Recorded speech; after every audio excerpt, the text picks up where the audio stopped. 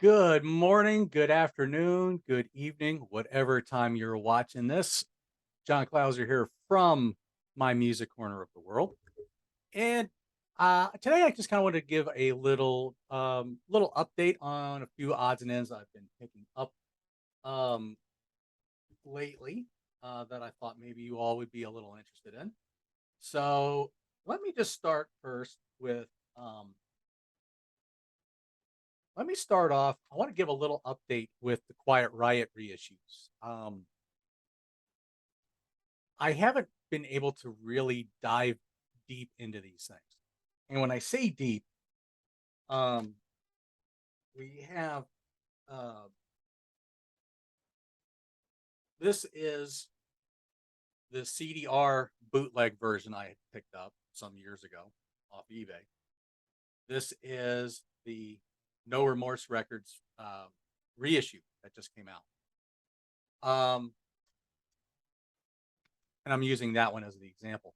So my idea was I want to go back and I want to listen to both this bootleg CDR version of the vinyl and then really do a good dive in comparing this because I'm not familiar with the original vinyl versions of the Quiet Riot albums. I never owned the first one because I never could find it, and I was so scared to let the vinyl needle touch the second one when I found it, so I never bothered to listen to it.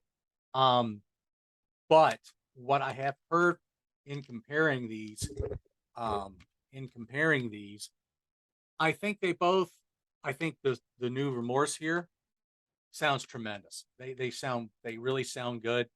Um, that's also not to say that this bootleg version doesn't sound bad. I think they're both good albums for what they are. Um, yeah, maybe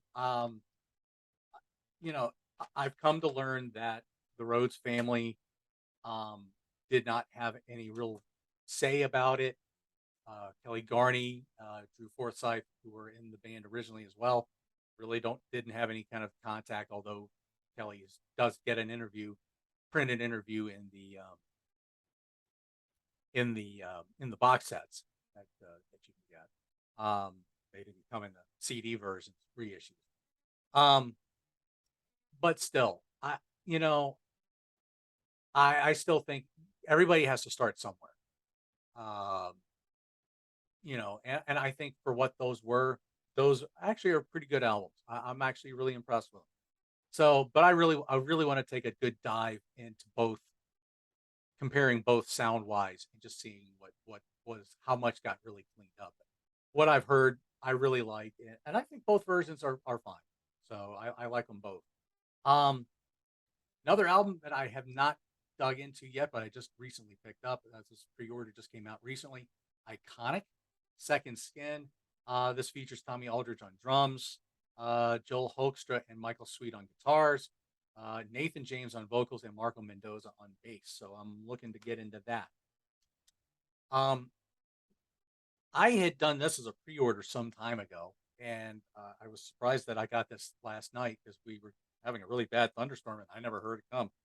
So, if anybody who has Shutter, you probably have seen these on Shutter.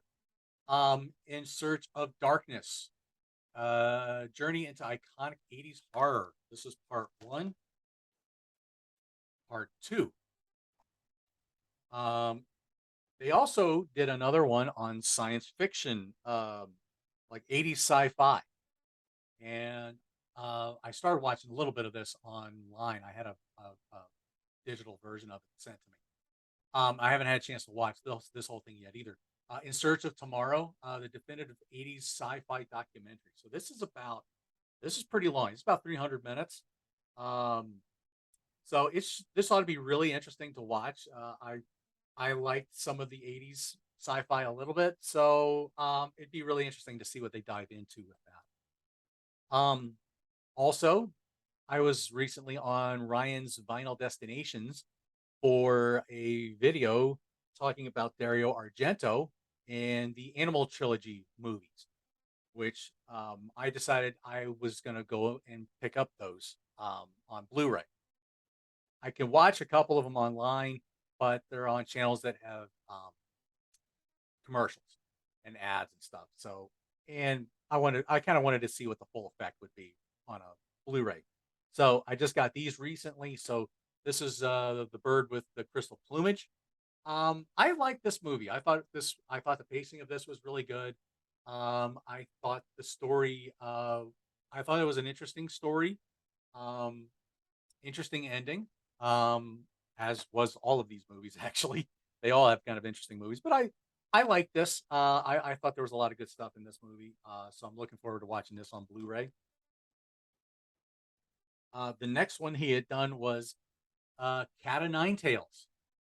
This features Carl Malden as a blind former reporter and his niece Lori, and or not his character. The character's name is Lori. It's not his actual niece. But anyway, another interesting movie, interesting storyline. Now you will notice 4K Ultra HD. Yeah, this was my fail for the week. I accidentally bought the 4K of this. I didn't realize I was buying I thought this came with a 4K and Blu-ray, and apparently that is not the case in this. However, I will say, um, there is a lot of neat packaging with this. You have this nice little book, uh, talking, showing some different pictures and articles written from like Dario Argento and some different people. Um, so there's a lot of really, I think this looks really cool. So I'm kind of really wanting to dig into this. Um, Here you have a poster, two-sided poster actually. So look at this. So it was this Il Gatto a Nove Code. I don't know. I don't speak Italian, so forgive me for any Italians watching this if I completely butchered how this is pronounced. And then this is the other side of this. So you have this movie poster kind of thing. So that was pretty cool. And then, of course, you have when you get this. So you get just 4K. You get some nice movie stills. So this would be like what you would see in the theater. I'll show all of them, but some good stuff here. So collectible thing, and then this was a little promo thing for Arrow. But so I goofed. Did not mean to buy the Ultra 4K because I don't have a 4K. One, I don't have a 4K player, and two, I don't have a 4K television. And unfortunately, I don't know if I ever will, but it would be pretty cool to be able to watch this. But anyway, so I probably will have to. This I can at least still watch on Shudder, so I'm okay with that. And then lastly, this was put out by Shameless Screen Entertainment. Four Flies on Gray Velvet. Um, Again, interesting movie. Really abrupt ending. When I watched it online, I thought it was kind of there was, you could tell where they inserted a lot of footage back into the movie, and so I think the Blu-ray is the same way, unfortunately. But I'm interested to see what it looks like on Blu-ray as well. Um, and then the last thing I want to show off, I finally went to Seasick Records here in Birmingham. Never had a chance to go out there. I've been meaning to for the longest time, and I picked up a few odds and ends of things, some CDs. Um,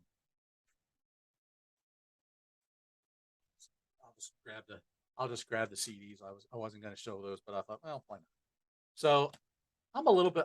For some reason I am a little bit of a Lita Ford nut, but I've never actually owned either of these two. This is a Stiletto, and this is the album Dangerous Curves. I think I had Stiletto eons ago, but I never really, I don't know why, I just never listened to it, but I've always been a little bit of a Lita Ford fan.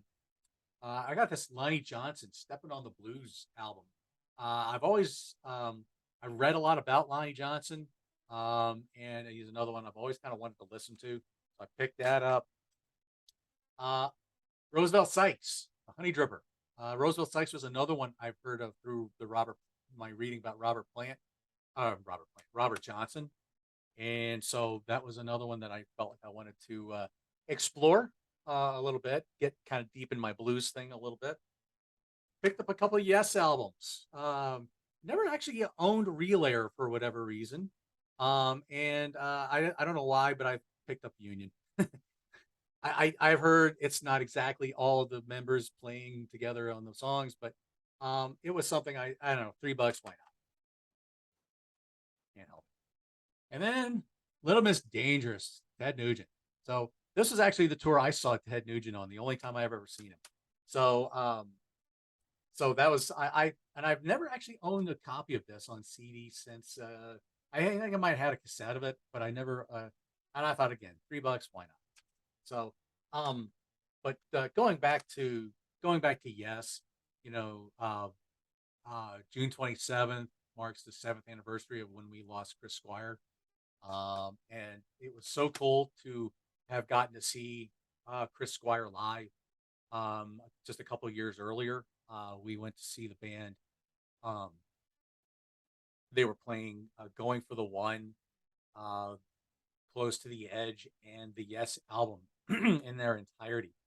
So I've always liked Close to the Edge, probably one of my favorite Yes albums, and I always liked the Yes album. It's also Going for the One was not one I've spent a lot of time with, but boy, I really appreciated that album a lot after watching them live. Of course, we lost Alan White recently, so I don't have Chris Squire and Alan White any longer. So Steve Howe's really pretty much the longest tenured band member, and even he left, kind of came and went for a while. Um, so yeah, I don't know how many more years Yes have in the tank, but we shall see. Couple of vinyl picks I picked up. Speaking of Steve Howe, DTR. This is a good album. I haven't listened to this though in a while, but this is a really good album. Probably the biggest single from this was "When the Heart Rules the Mind" was a big single. I remember seeing Jekyll and Hyde in a guitar magazine. Um, this is one that I kind of would like to go back and revisit a little bit and spend a little time with. So this is good. And then yeah, you probably saw this. So if anybody who's followed my channel, you will know that I love Alan Parsons' project Tales of Mystery and Imagination. Very good album, probably one of my top 10 albums of all time. But I don't own a copy on vinyl with this cover. This was an alternate cover. Didn't come with all of the special doodads and the nice booklet that you got in the original version. And so just a much more stripped down version. I think I may have owned a version of that on cassette. I don't know if I still have it. Yeah, I might have to do some digging for that. The last thing I got, and I'm going to need to figure out how I'm going to find this on CD, or at least a digital version of it. Sensational Alex Harvey Band without Alex. So it was just the SAHB, an album called Foreplay. So here, let's see, right there, you have Zal Clemenson without all the clown makeup. Here you got the McKenna brothers and Chris Glenn. But yeah, and then of course you have the whole picture here with Alex all taped up with duct tape and ropes and stuff. But I've actually never heard this album. I thought I had it on CD, but I don't. So I'm gonna need to track this down somehow and listen to it, and I'll let you know what I thought of it.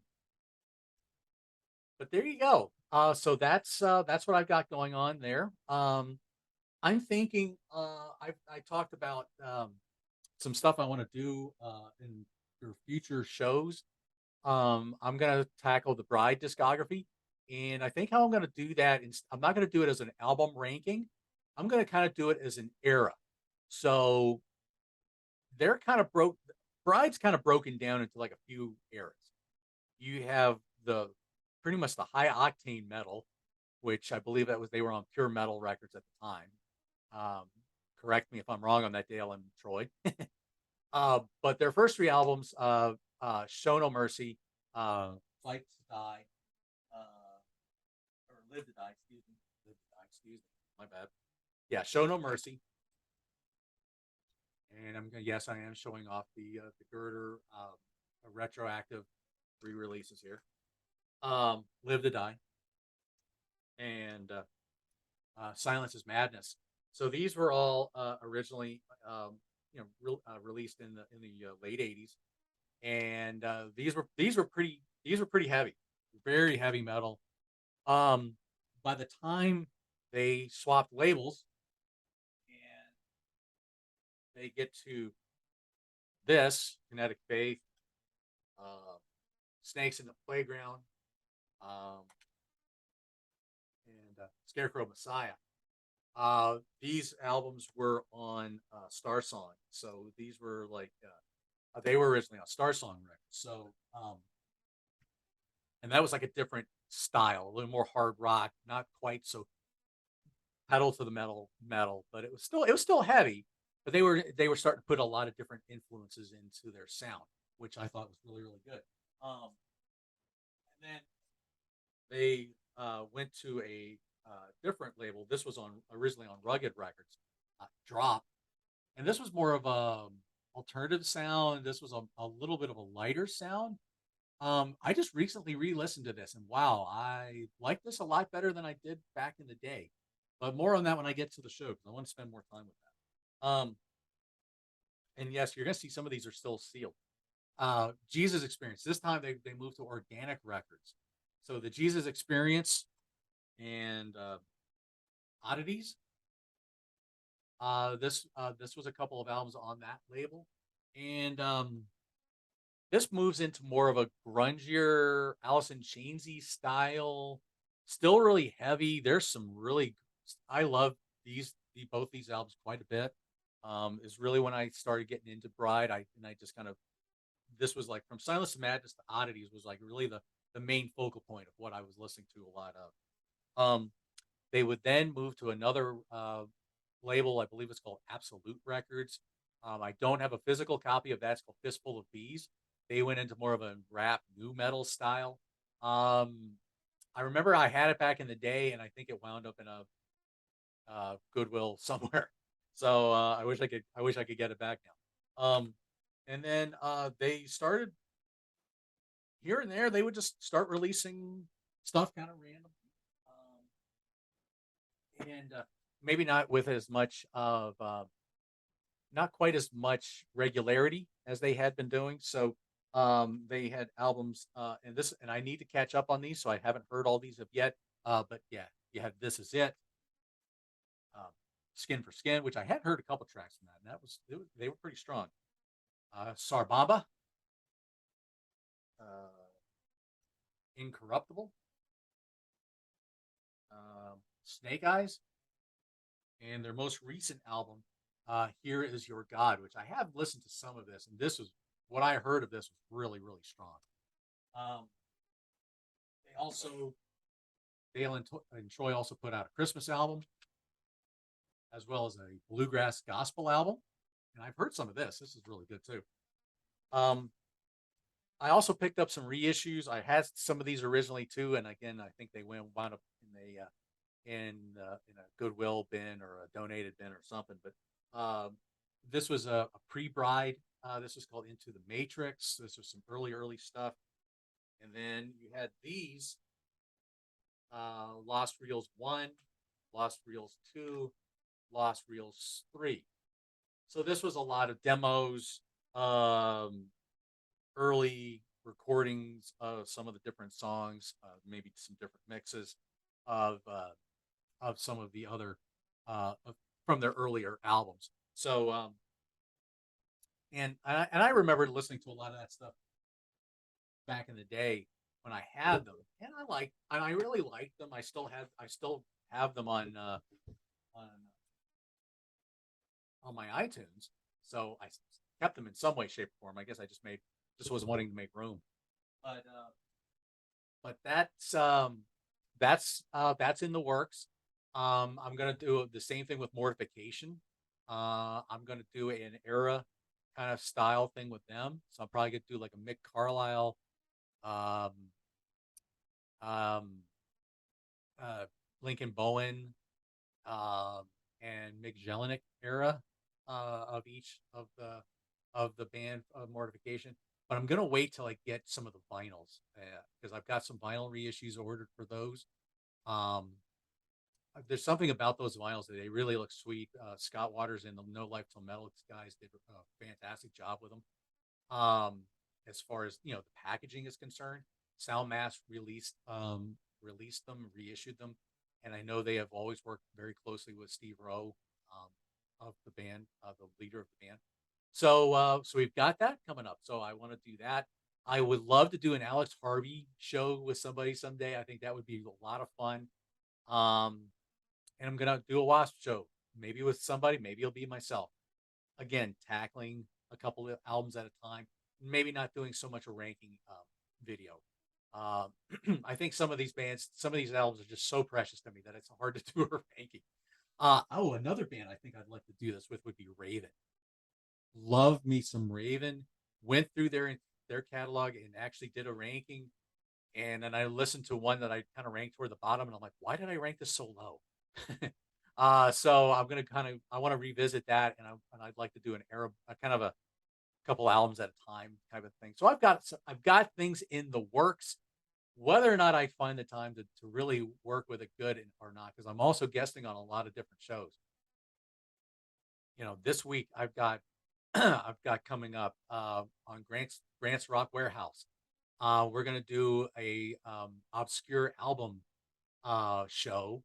I was part of the first one, missed out on the second one. So this will be part 3. And then a couple hours later, after I get off that show, I'm going to be jumping on Ryan's Vinyl Destination, and we're doing U2. We did War Boy in October, and this week we're going to be going with War and Unforgettable Fire. So I'm really a big fan of the early U2. So looking forward to getting on to that. I got to listen to those albums a little bit more intense. It's been a little while since I've listened to them, so I got to catch up. Friday, we're on Ryan's Vinyl Destinations as well. We're going to be doing an Iron Maiden Dream set list. So I'm looking forward to doing that. I think I've put a list together. It'll be kind of contrarian. Saturday, this is going to be the biggie. This one will be on my channel here at my music corner. So I'm really looking forward to doing this. Album openers from Iron Maiden. So we're going to tackle the Iron Maiden catalog and their openers. So what's going to be and we got a lot of people on this one. I think there's, if everybody gets on this one, I think it's going to be about 8 or 9 people. So this is going to be a pretty big round table. So I'm really looking forward to that. I'm not going to let the cat out of the bag as far as who all is going to be on this show. But and please, if you didn't get in on this show, please don't hate me for not inviting you to it. I probably didn't get to know you yet. So, but anyway, but this is going to feature friends from a lot of different parts of my life. So whether I've known them for 20 plus years or longer, or whether I've known them for just a few short months, whether I've known them for a few years, there's people from all different aspects of my life coming together, and we're going to talk about Iron Maiden's opener. So album opener. So really looking forward to that. I recently did a show with Peter Kerr on Rock Daydream Nation, where we talked about musical postcards. Please go check that show out and listen to me talking about Voodoo Gurus and what Peter thought of the band Warlord and their album Deliver Us. Go back and check out my Love Coma show that I had with Peter Grant from Grant Rocks Warehouse. Ryan from Ryan's Final Destination, Todd Evans. Am I missing somebody? No, that's it. Yeah, I think it was 5 of us. I feel like I'm missing something. Am I missing something? No, that's and Peter Kerr from Rock Daydream Nation. I'm getting old, folks. I can't remember who I said and who I didn't say. Um, let's see. We've got an ongoing April wine series I've been doing with on Grants Rock Warehouse as well. So we've got a lot of stuff coming up on not just on my channel, but some other channels. I want to take a few moments to just run down the channels that I really think you should check out. Um, and I know I'm going to miss a few, so because I've just subscribed to a couple of different ones, new ones, and I'm still trying to get used to the names. So I forgive me on if I missed you, but of course, Davy's Flicks and Davy's Cinema Picks and Flicks and Music Picks. I can't talk today. They save my life. Davy's Cinema Flicks and Music Picks. Great channel. He just did a Jimmy Stewart series. I think it looks really interesting. I really need to dig into that. Ryan's Vinyl Destination, doing all kinds of great stuff. Grants Rock Warehouse. Again, he's doing all kinds of different. I don't know when he's finding time to do all this stuff. Peter Kerr from Rock Daydream Nation. Again, great channel to check out. Just did a show on Hardy on like I looked like Hardy Boy books and stuff like that. I'm like, wow, that's pretty cool. Got to look into that. Of course, the Contrarians. I haven't been on them lately, but they're putting out a lot of great content, catching up on a lot of good stuff that we've recorded over the months. Wonderful channel with Martin Popoff and Marco. Look for Marco's documentary on a band called Mystique from Canada. This was a relative of his that he was involved in. Looking forward to seeing when that will. It's supposed to get a screening up in Canada. Wish I could be to it, Marco, but sorry about that. But I'm looking forward to when you can get it to where we can stream it. Of course, Sea of Tranquility, where so much of this stuff has started off with so many channels. Pete Pardo, thank you for just what you have done on your channel. It's just is really you have no idea how much stuff you probably have spawned off from different channels. Other channels I've been listening to, like Music Vault, Darcy 6 String 9 Lives. He just did I just watched the creator vinyl show he just did just recently. So he's got some good stuff. Tim's Vinyl Confessions with Tim Durling and his book Unspooled on 8 tracks. Man's a musical trivia knowledge treasure trove, as well as Grant Arthur from Grant's Rock Warehouse. But again, great channel to check out. Tyler from LP Tremors, another great one, just getting off the ground to get started on. Fellow compadres, Todd Evans, you see him on a lot of these different channels. RushFans would be another one worth checking out. I know the No Life Till Metal guys do a Metal Roundtable. That one's really good. One I just started watching recently, Almost Human. That guy's nuts, but I like his viewpoints on a lot of his stuff he does. But he's good. I like him. Go check him out. I could probably plug a bunch of other shows and channels. They're just not all coming to me. So, but there's so much stuff to check out on YouTube. Thank you for checking out my program and my channel. I didn't realize I've gone as long as I have. I just been blabbing at the mouth here. But like, share, subscribe. Let me know what you think. What some of the topics I've talked on and blabbed on here. So take care. I will hopefully see you all soon on either my channel or on someone else's channel. Until then, go rock out, go listen to some good music, go watch some good movies, go watch some good wrestling. I got Forbidden Door to check out. I did pick that up. I haven't watched it yet. I hear it was fantastic. So with that said, I will catch y'all soon. Thank you for watching.